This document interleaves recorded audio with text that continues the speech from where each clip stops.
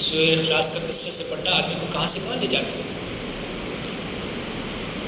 اور جب تک آدمی اللہ کی یاد میں مشغول ہوتا ہے اللہ پاک بھی اس کو یاد کرتے رہتے ہیں.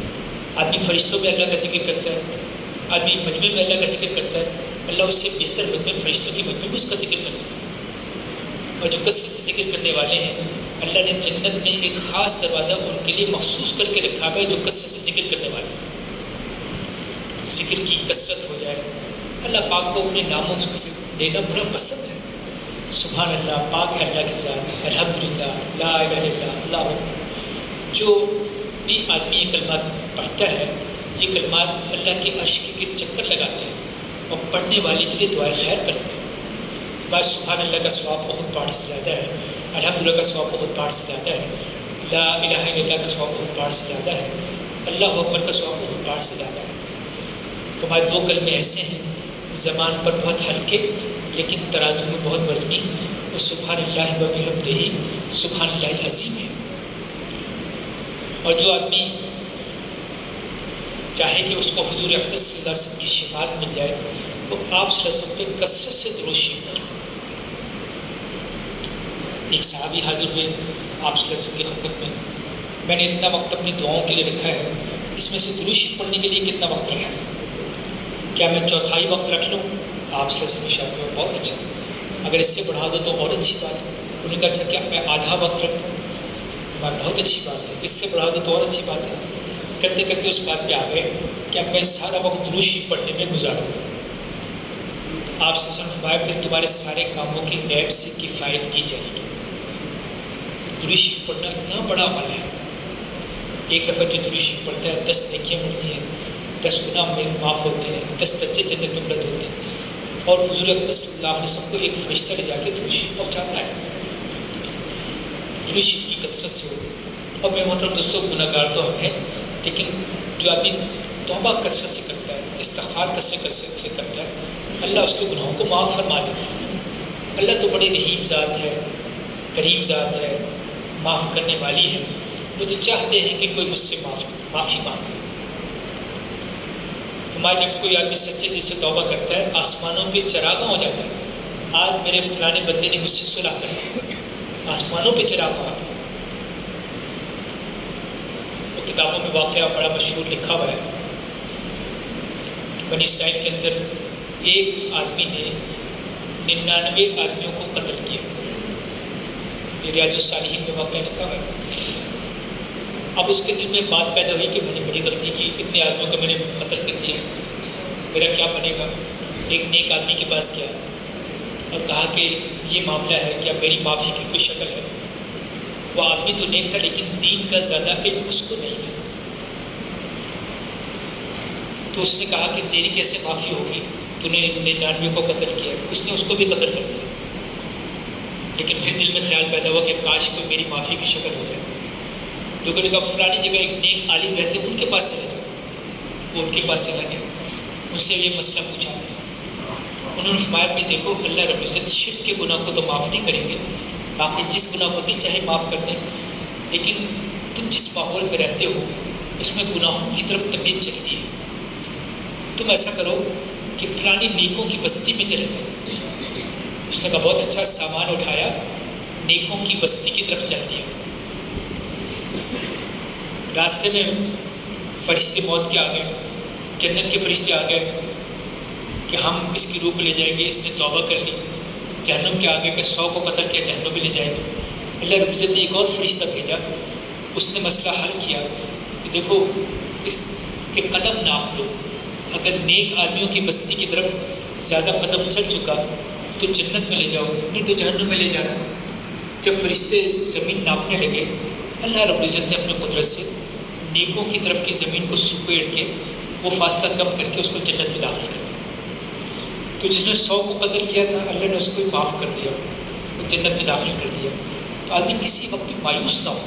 شیطان آدمی کو مایوسی دلاتا ہے. اللہ پاک تو بڑی کریم ذات ہے, رحیم ذات ہے.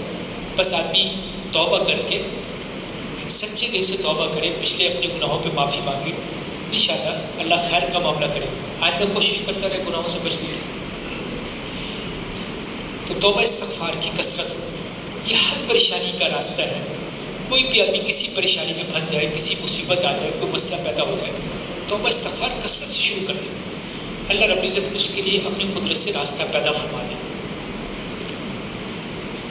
میرے محترم دوستو، اللہ پاک کیا انسان کی قدر جو ہے اس کے اخلاق کے اعتبار سے، اور اس میں سب سے اونچے اخلاق والے پیارے نبی علیہ السلام تھے۔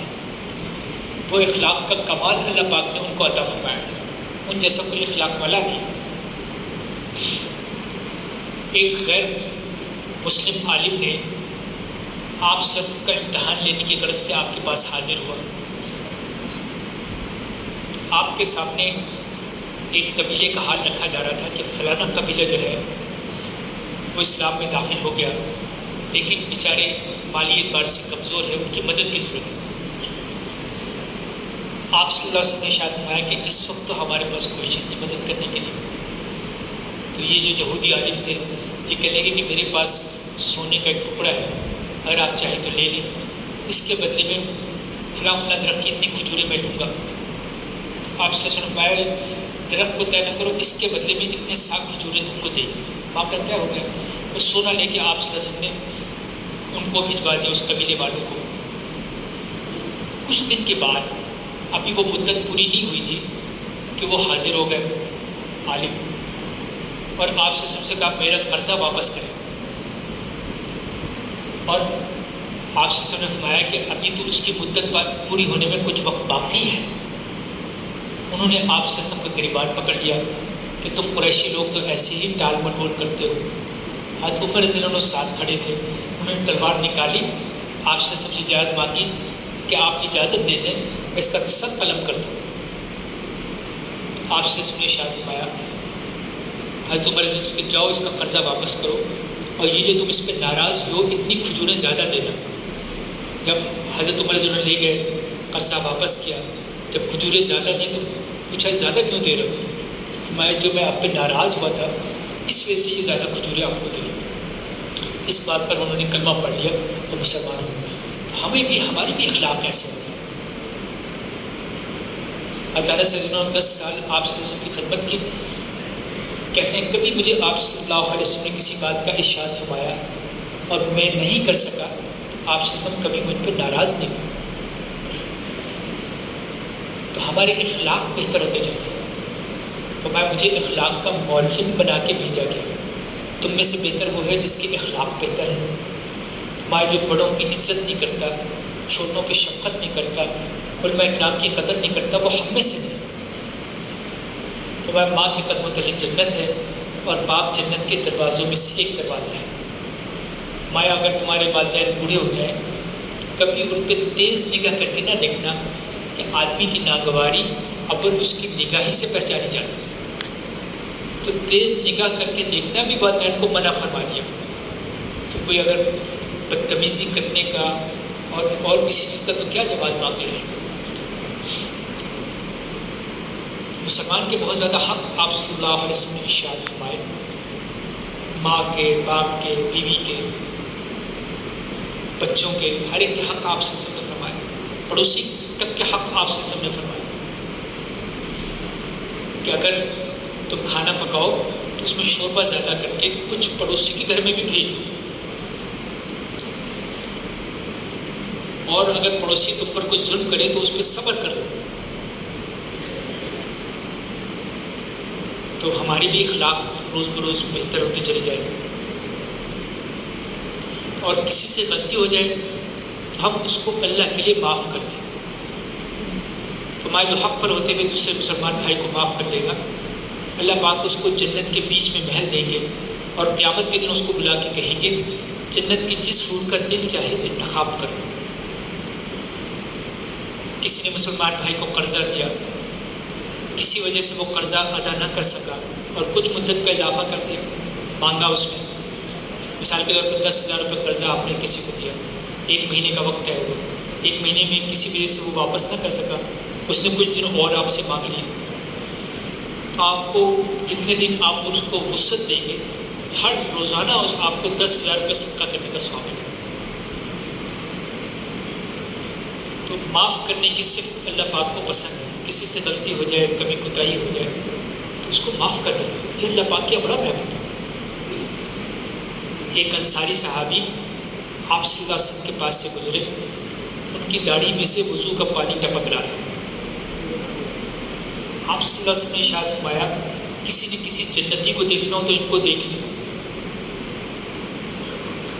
3 دفعہ ایسے ہی ہوا۔ ایک صحابی کو بڑا شوق پیدا ہوا، کہنے کہ ان میں کوئی ضرور خاص عمل ہے۔ ان کے گھر تشریف لے گئے، کہنے کہ میں آپ کا مہمان بننا چاہتا ہوں۔ ان کا بڑے شوق سے 2-3 دن رہے، کوئی خاص عمل محسوس نہیں ہوا۔ تیسرے دن پوچھ ہی بیٹھے، میں نے آپ صلی اللہ علیہ وسلم سے 3 دفعہ سنا ہے کہ آپ جنتی ہیں، لیکن جیسے اور نماز پڑھنا ہے آپ بھی نماز پڑھنا ہے، اور قرآن پڑھتے ہیں آپ بھی قرآن پڑھتے ہیں، اور ذکر کرتے ہیں آپ بھی، اس میں کوئی خاص بات مجھے محسوس نہیں ہوئی۔ تو صحابی نے ٹال دیا کہ میرے پاس تو کوئی خاص عمل نہیں۔ انہوں نے اصرار فرمایا نہیں، کوئی بات تو خاص ہے۔ آپ صلی اللہ علیہ وسلم نے 3 دفعہ فرمایا آپ کے جنتی ہونے کے بارے میں۔ تو انہوں نے فرمایا کہ جب میں رات کو سوتا ہوں، ایک چھوٹا سا عمل ہے، جب رات کو سوتا ہوں سارے انسانوں کو معاف کر کے سوتا ہوں، جتنے کسی کے حق ہے سب کو معاف کر دیتا ہوں، کسی کی غلطیاں وہ بھی معاف کر دیتا ہوں، سارے انسانوں کو معاف کر کے سوتا ہوں۔ بس یہ ایک چھوٹا سا عمل ہے۔ معاف کر دینا اللہ کی نگاہ میں کتنا بڑا آدمی بن جاتا ہے، کتنا بڑا عمل ہے معافی کر دینا، کسی کو معاف کر دینا، اس کی غلطی سے درگزر کر لینا اللہ پاک کو کتنا محبوب ہے۔ اور پھر میرے محترم دوستوں، اخلاص والے ہدایت کے چراغ ہیں، ان کی وجہ سے اللہ پاک بڑے سے بڑے فتنوں کو دور کر دیتے ہیں۔ ایک بہت بڑے بزرگ کا انتقال ہوا، جب ان کو نہلانے لگے تو ان کے جسم پہ بوریوں کے نشان تھے۔ جب تحقیق کی گئی تو یہ رات کو اندھیرے کے اندر لوگوں کے گھروں کے پاس جاتے اور بوریاں سامان کی بھر کے، کھانے پینے کا دوسرا سامان اپنی کمر پہ لاد کر ان کے دروازے کے آگے رکھ جاتے۔ انتقال کے بعد پتہ چلا 100 گھرانے ایسے تھے جن کی وہ کفایت کیا کرتے تھے۔ ایسے چپکے سے عمل کرنا، کسی کو خبر بھی نہ ہو۔ اب تو جاتے چھوٹی سی نیکی ہو وہ بھی سب کو پتہ لگے۔ اللہ کے لیے عمل کرنا، اللہ کے لیے عمل کرنا۔ فضائل اعمال میں لکھا ہوا ہے، آپ نے جاتے پڑھا ہوگا، ایک بادشاہ کا جہاز شراب کا بھرا ہوا ہے، ایک آدمی صاحب گئے، شراب کے سارے مٹکے توڑ دیے، ایک مٹکا باقی رہنے دیا۔ لوگوں نے بادشاہ کو خبر کی، بادشاہ نے حیران ہوا کہ ایک عام سا معمولی آدمی، اس نے میری ساری شراب کے مٹکے توڑ دیے۔ ان کو بلایا، پوچھا کہ تم نے میری شراب کے مٹکے کیوں توڑے؟ اس نے کہا یہ میری اسلامی غیرت کا تقاضا تھا، آپ نے جو سزا دینی ہو دے دیں۔ اس نے کہا اچھا، ایک مٹکا چھوڑ کیوں دیا؟ کہنے کہ میرے دل میں بات پیدا ہوئی کہ تو نے بہت بڑے گناہ کو ختم کر دیا، اس سے میرے دل میں خوشی پیدا ہوئی کہ تم نے بڑا ہوا کام کیا، اس لیے ایک مٹکا چھوڑ دیا۔ بادشاہ نے کہا اس کو چھوڑ دو، یہ بیچارہ مجبور ہے۔ ایک اور عابد کا قصہ لکھا ہوا ہے فضائل اعمال میں، اس کو پتہ چلا کہ لوگوں نے ایک درخت کی پوجا کرتے، اس نے کلہاڑی اٹھائی، چل پڑا درخت کاٹنے کے۔ راستے میں شیطان ایک بوڑھے آدمی کی شکل میں ملا اور کہا تم کہاں جا رہا ہو؟ اس نے کہا میں درخت کاٹنے جا رہا ہوں، لوگ اس کی پوجا کر رہے ہیں، اللہ کے علاوہ کسی کی پوجا کر رہے ہیں۔ اس نے کہا تمہیں اس سے کیا فائدہ ہے، تم اپنی عبادت میں لگے رہو، تم ایک درخت کاٹو گے دوسرا لگا لیں گے۔ وہ نہیں مانے، عابد نہیں مانے، دونوں کا مقابلہ ہوا۔ وہ عابد بوڑھے کے اوپر چڑھ کے بیٹھ گیا، اس کو نیچے گرا دیا۔ اس نے جب دیکھا کہ میں مغلوب ہو گیا ہوں، اس نے کہا میں تمہیں ایک کام کی چیز بتاتا ہوں، تمہیں روزانہ 3 اشرفیاں اپنے سراہنے پڑے ملیں گے، اس سے اپنے عزت میں احسان کرنا، لوگوں کو خیرات کرنا وغیرہ وغیرہ۔ 2 دن تو ایسا ہوا، تیسرے دن وہ نہیں ملی اشرفیاں۔ پھر سے کلہاڑی اٹھائی عابد نے اور درخت کاٹنے چلا، پھر وہی بوڑھا آدمی راستے میں ملا، پھر مقابلہ ہوا۔ اب کہ بوڑھا آدمی عابد پہ غالب آ گیا۔ وہ عابد بڑے حیران ہوئے کہ پہلے تو میں ان پر غالب آیا تھا، اب یہ کیسے غالب آ گیا؟ تو شیطان نے کہا پہلے تم صرف اللہ کے لیے درخت کاٹنے جا رہے تھے، اب اس میں اشرفیوں کی وہ لالچ شامل ہے۔ تو جو عمل اللہ کے لیے کیا جائے وہ عمل قیمتی اللہ کی نگاہ میں۔ فرمان قیامت کے دن اعمال گنے نہیں جائیں گے، تولے جائیں گے، ہر عمل کا بدل ایمان اور اخلاص کے اعتبار سے ہوگا۔ میرے محترم دوستوں، یہ مبارک دین ہمیں بڑی مشقت اور قربانی کے ساتھ پہنچایا گیا ہے۔ آپ سے اس نے کیسی مشقتیں برداشت کی، ہم تو اس کو سوچ بھی نہیں سکتے جو کس مشقت سے یہ دین ہم تک پہنچے۔ آپ حضرات کے سامنے سارے واقعات ہیں، طائف کے اندر کیسے آپ صلی اللہ علیہ وسلم تشریف لے گئے، سرداروں سے بات کی، پھر عام لوگوں سے بات کی، کسی نے ان کی بات نہیں سنی اور شریر لڑکوں کو پیچھے لگا دیا، انہوں نے آپ صلی اللہ علیہ وسلم پہ پتھر مارے، اور کیا کچھ آپ صلی اللہ علیہ وسلم کا خون مبارک جس کا ہر قطرہ ساتوں زمین اور ساتوں آسمان سے زیادہ قیمتی ہے، اتنا بہا کہ آپ کے نالائن مبارک خون سے بھر گئے۔ پہاڑوں کے فرشتے جبریل علیہ السلام لے کر حاضر ہو گئے، یا رسول اللہ آپ اجازت دیں تو ان طائف والوں کو پہاڑوں کے اندر پیس کے رکھ دیں، لیکن آپ صلی اللہ علیہ وسلم تو رحمت کے شفقت کے پہاڑ تھے، ہمارا ہو سکتا ہے ان کی آئندہ نسلوں میں سے لوگ اسلام قبول کریں۔ تو کیسی کیسی مشقت آپ صلی اللہ علیہ وسلم نے برداشت کی دین کے لیے۔ شاہ بن ابی طالب کی گھاٹی میں کتنا عرصہ آپ صلی اللہ علیہ وسلم اور آپ کا سارا خاندان قید رہا، 2.5-3 سال، اور صحابہ کہتے ہیں ہمارے پاس کھانے کو کچھ نہیں ہوتا تھا، ہم درختوں کے پتے جھاڑ کے کھا لیتے تھے، اور کبھی اگر کوئی چمڑا مل جاتا اس کو جلا کے اس کی راکھ سے پیٹ بھر لیتے تھے۔ 3 سال کا عرصہ آپ صلی اللہ علیہ وسلم نے اور آپ کے خاندان نے کیسی مشقت کا گزارا، یہاں تک کہ ایک عالم فرما رہے تھے کہ حضرت خدیجہ رضی اللہ عنہا نے حضور صلی اللہ علیہ وسلم کے پاس آدمی بھیجا کچھ کھانے کے لیے مانگنے کے لیے، آپ صلی اللہ علیہ وسلم کے پاس کوئی چیز تھی نہیں، پتے کچھ بھیج دیے، تو اللہ رب العزت نے وہ حضرت خدیجہ رضی اللہ عنہا وہ عورت ہے جنہوں نے اپنا سارا مال اسلام کو پھیلانے میں لگا دیا، اور اب ان کا یہ حال تھا کھانے کے لیے پتے، لیکن اللہ پاک نے فرشتے کو بھیجا اور حضرت خدیجہ رضی اللہ عنہ کو سلام بھیجا۔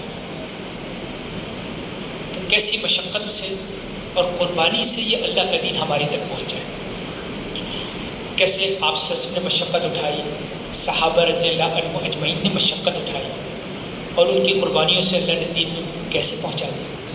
حضرت ابو ذر غفاری رضی اللہ عنہ قبیلہ غفار کے تھے، کہاں غفار سے چلے، شام سے چلے، مکہ مکرمہ حاضر ہوئے، آپ صلی اللہ علیہ وسلم کے بارے میں حضرت پوچھنے کی ہمت نہ ہوئی، حضرت علی نے جو دیکھا ایک نو وارد مہمان ہے، اپنے گھر لائے، کھلائے پلائے، اکرام کیا، 1 دن 2 دن 3 دن ایسے گزرے۔ پھر حضرت علی نے پوچھا کہ آپ کیسے تشریف لائے، تو انہوں نے اپنے آپ کو دعا بیان کیا۔ حضرت علی نے رات کو لے کر حضور اقدس صلی اللہ علیہ وسلم کی خدمت میں پہنچے، آپ صلی اللہ علیہ وسلم نے دعوت دی، انہوں نے اسلام قبول کیا۔ اسلام کو قبول کرتے ہی آپ صلی اللہ علیہ وسلم سے اجازت مانگی کہ میں جا کے اب لوگوں کو اس میں دعوت دینا چاہتا ہوں۔ آپ صلی اللہ علیہ وسلم نے شفقت کی وجہ سے منع فرمایا، مشقت کا اندیشہ تھا، وہ اجازت مانگتے رہے، ان کے دل میں خیال تھا کہ آپ صلی اللہ علیہ وسلم اور صحابہ تو مشقت اٹھائے، تو میں بھی اس دین کے لیے مشقت اٹھاؤں۔ جا کے خانہ کعبہ میں آپ صلی اللہ علیہ وسلم نے اجازت مرحمت فرما دی، تو خانہ کعبہ میں تشریف لے گئے، لوگوں کو دعوت دی، لوگوں نے اتنا مارا کہ مرنے کے قریب ہو گئے۔ آپ صلی اللہ علیہ وسلم کے چچا حضرت عباس رضی اللہ عنہ آپ کے اوپر لیٹ گئے، کہا تم نے اس کو قتل کر دیا تو شام سے تمہاری تجارت کا راستہ بدل جائے۔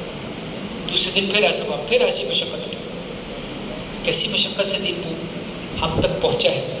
حضرت خباب بن الارت رضی اللہ عنہ سے حضرت عمر رضی اللہ عنہ نے ایک دفعہ پوچھا دین کی خاطر آپ نے کیا مشقت برداشت کی؟ حضرت خباب رضی اللہ عنہ حضرت عمر رضی اللہ عنہ سے فرمایا کہ ذرا میری کمر پہ سے کپڑا اٹھائے۔ جب کمر پہ سے کپڑا اٹھایا گیا تو دیکھا کہ ان کی کمر کے اندر گڑھے پڑے ہوئے۔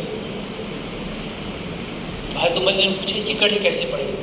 تو میں مجھ کو آگ کے انگاروں پہ لٹا دیا جاتا تھا، میرے خون اور چربی سے آگ بجھتی تھی، اس وجہ سے گڑھے پڑے۔ کیا کچھ مشقت صحابہ نے اس دین کی خاطر برداشت کی۔ حضرت بلال رضی اللہ عنہ کو کیسے زنجیروں میں باندھ کے گھسیٹا جاتا، تپتی ہوئی ریت پہ جا کے گھسیٹا جاتا، زنجیروں میں باندھ کے کوڑے لگائے جاتے، لیکن اللہ کی وحدانیت کی دعوت دیتے رہے۔ میرے محترم دوستو، حضور اقدس صلی اللہ علیہ وسلم کی ختم نبوت کی برکت سے اللہ پاک نے ہمیں نبی تو نہیں بنایا، لیکن نبوت والی آدھی ذمہ داری ہمارے کندھوں پہ رکھ دی۔ ہمارا ہر مرد، عورت، بچہ، بوڑھا، اب اس کی زندگی کا مقصد وہی ہے جو پیارے نبی علیہ الصلوۃ والسلام کی زندگی کا مقصد تھا۔